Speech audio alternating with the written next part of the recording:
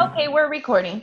So the first vocabulary word that we are doing on one note card, okay, we're not going to write anything on the back, is exposition.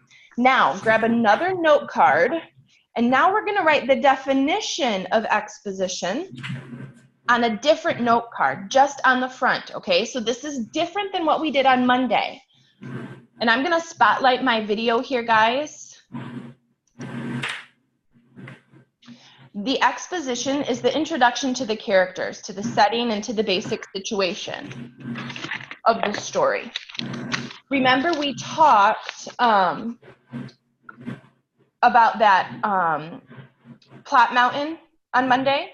The exposition is that first part of the plot mountain, the introduction to the characters, setting, and the basic situation. So when you click on Manage Participants, you can see at the bottom of your screen, there's all of these nonverbal cues that you could give me. And I would love, when you're finished with the definition of exposition, for you to give me a green check mark, please. So I know that you're ready to go. Awesome. Exposition is the introduction to characters, setting, and the basic situation of the story. Now for the next word, don't freak out, okay? Grab your third card. And if it helps you to even say out loud, Miss Mel, I hereby promise I will not freak out. This is a beefy word, okay? It's a beefy word, I get it, but you're in 8th grade, you're old farts, it's time. It's more than one word. Omniscient third person point of view. Omniscient third person point of view.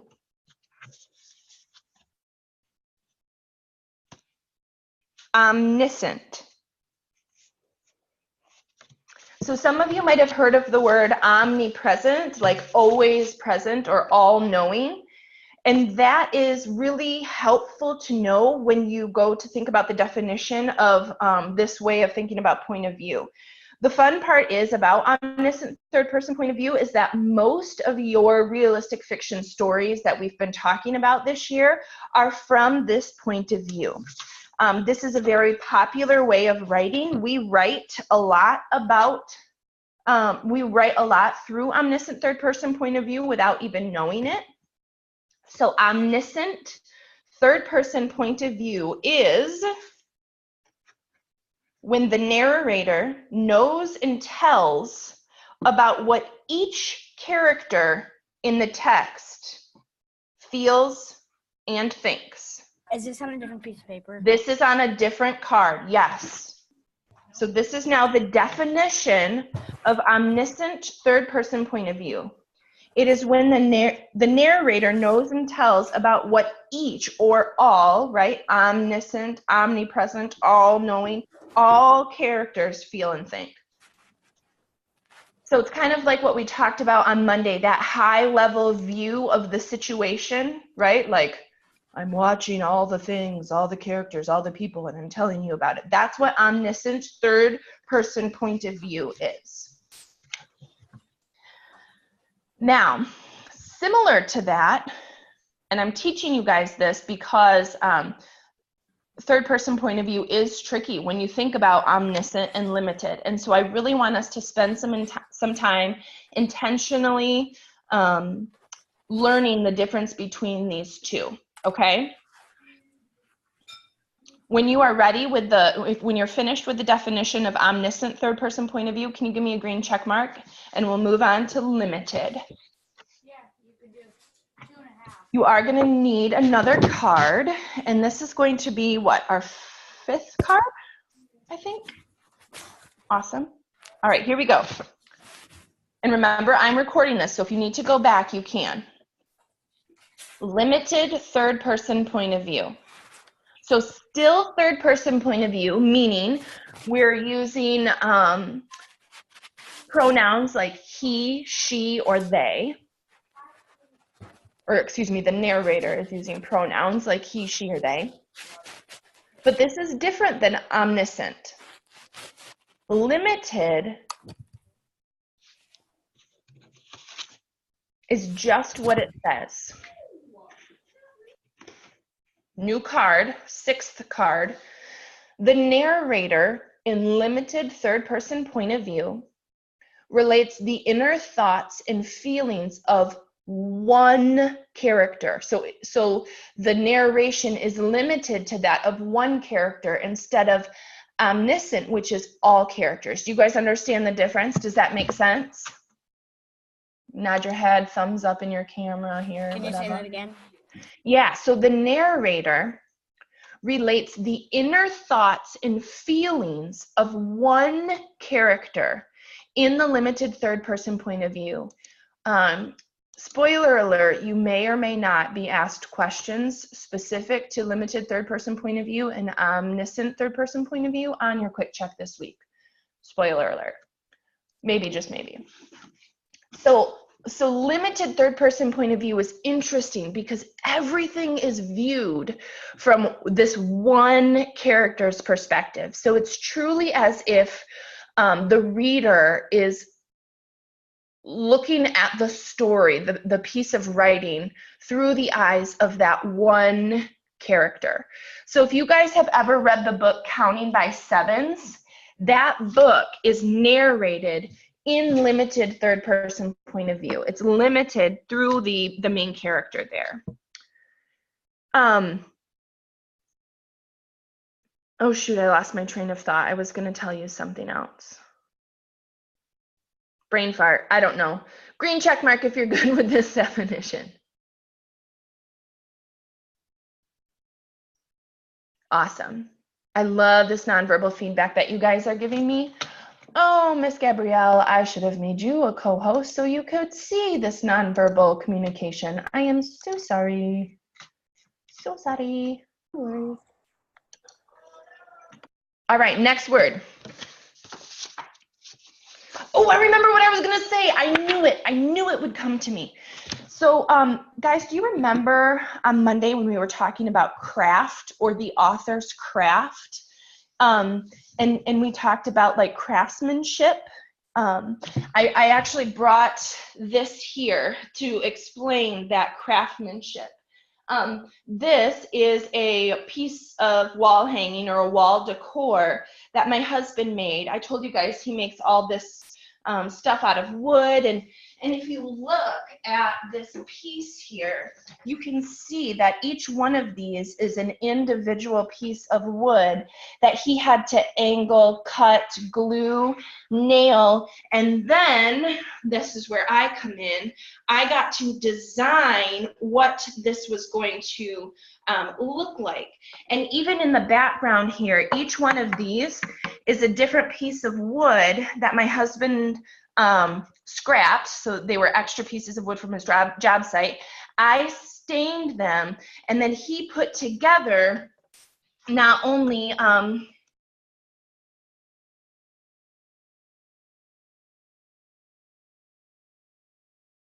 You're muted. You're muted. We can't hear you. Wait, did you not hear me that whole time?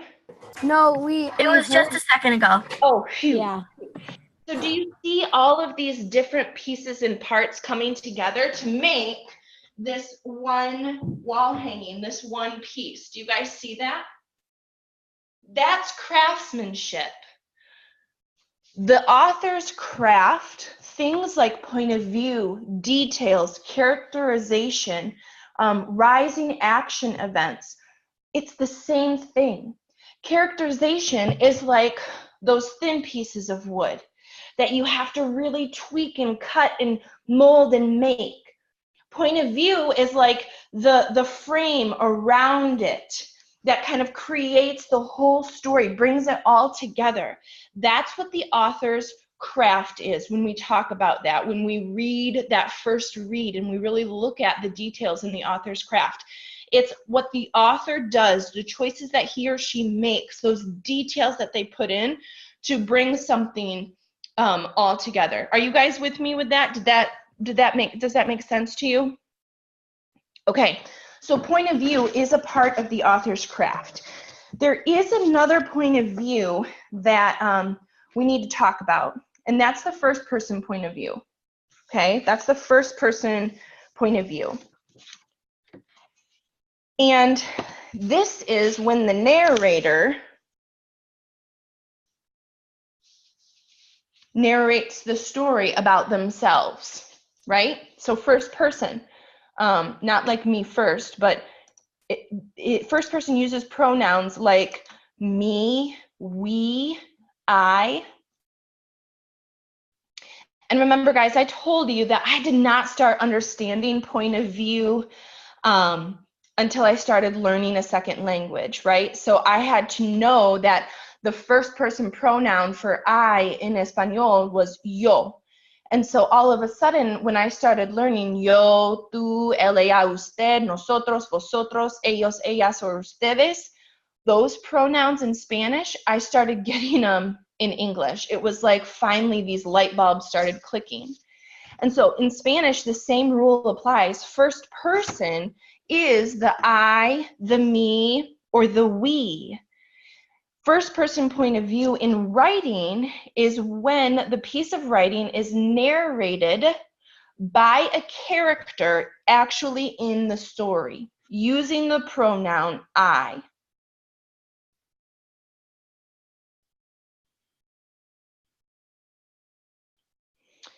So Phoebe Winterbottom, yep, it's a funny last name and you can laugh at it. Phoebe Winterbottom is the main character in Walk Two Moons. And when she tells her perspective of the story, she is using first person point of view to narrate her journey with her grandparents, because she uses the pronoun I. Grandma and I got in the car. We were traveling to go and find my mother. When you are done with the definition of first person point of view, give me a green check mark. And then we're going to go on to the last one that we're going to do together. You're going to do one last one on your own, but we're going to do one more together, and then I'm going to show you what the game is, what the thing is that we're going to do with these now, okay? Now write small, because this is a humamajamma word, my friends. Humamajamma word. Characterization.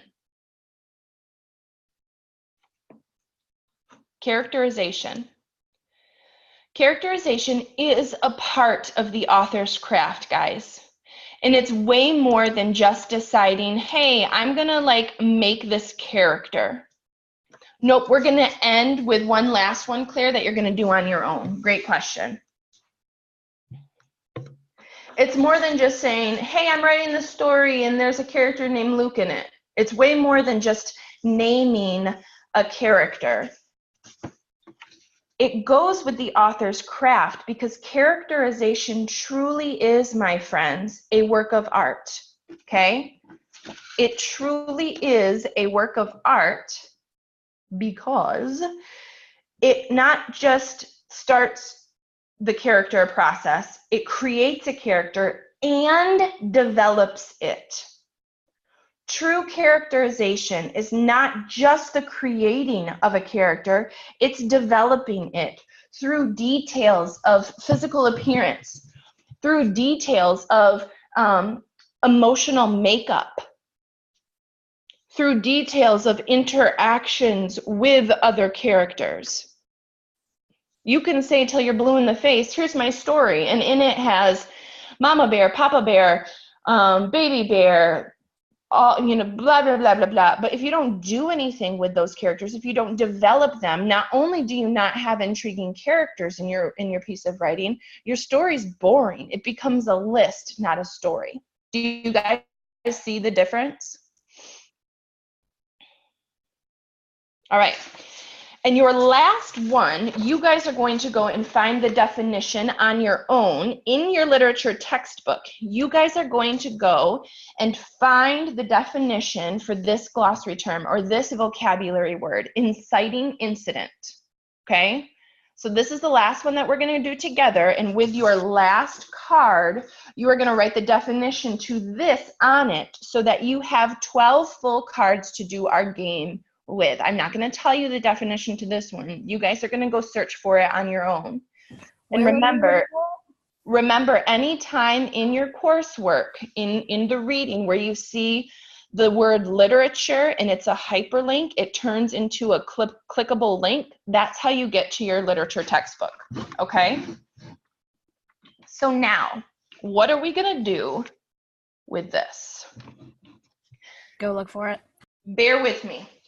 Okay, I have two stools here, okay, a blanket box and a piano bench that I just finished making, by the way.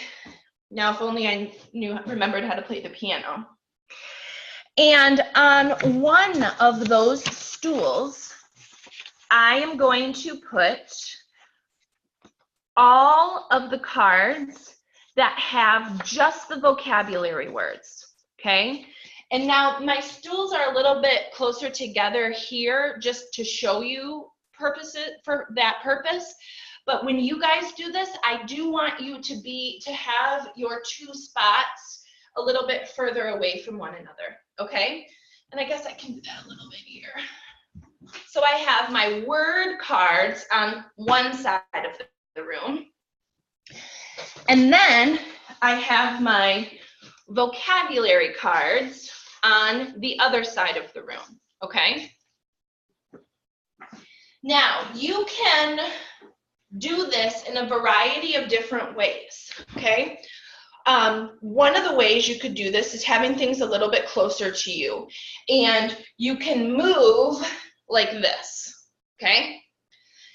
Another way to do this, if you have spots that are a little bit further away from one another, is that middle can be where you meet, but you can run back and forth and try to find the matches this way. So if you want to get up and get moving a little bit more. Your job is going to be to match the vocabulary word card with its definition card in the center, whichever way you choose, and you want to try to do it as quick as possible. Now, what does this mean? Well, this means that you're going to time yourself, and I will share with you a couple of resources for different timers, but it also means you're going to record yourself with a video, okay? And the person who can do the matching the fastest with the fastest time that they prove with their timer on their video that they submit to me will get a prize in this class, okay? So, review. You are going to record yourself playing this vocabulary match game in your own learning environment, okay? Your requirements are you need to have your word cards on one side of the room, your definition cards on the other side of the room, and the video is going to be set up in the middle where you put your matches together. You are going to time yourself to see how quick you can do it through the video, and then show me the time when you're done. Person with the fastest time wins a prize. All of you have capabilities of recording yourself. When you go to the camera function of your on your menu, when you click on the little four squares on the bottom left-hand side of the menu, and then go down to C where it says camera, and there you can choose to record a video. And then once you record it, you can upload it to the assignment that will go live in just a second, okay? So I know that's a lot, guys. What questions do you have for me? Everett, that definition is in the item on in our ELA class that says glossary terms. It's in there.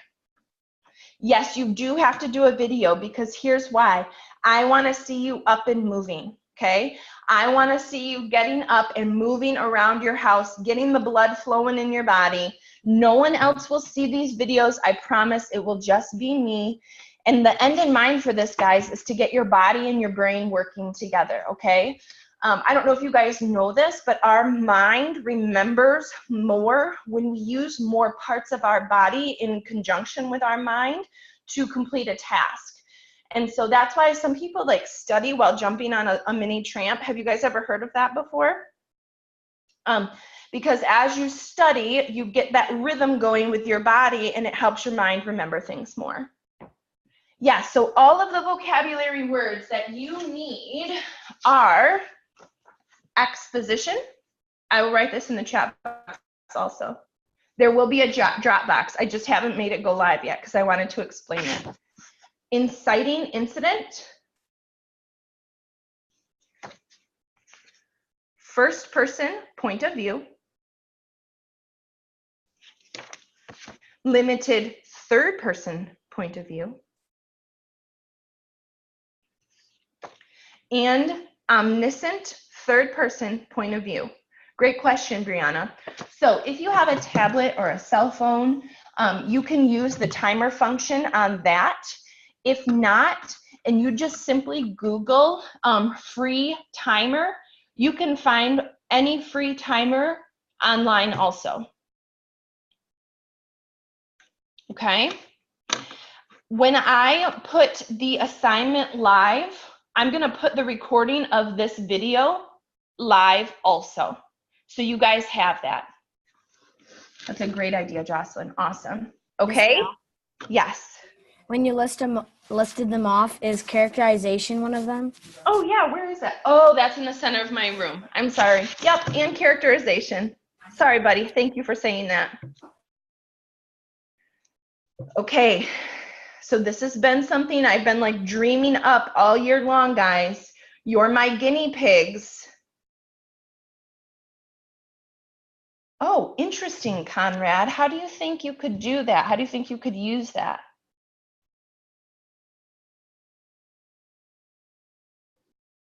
I want you to move. So however that works for you, hey, I'll take it. Yeah, awesome. Awesome, awesome.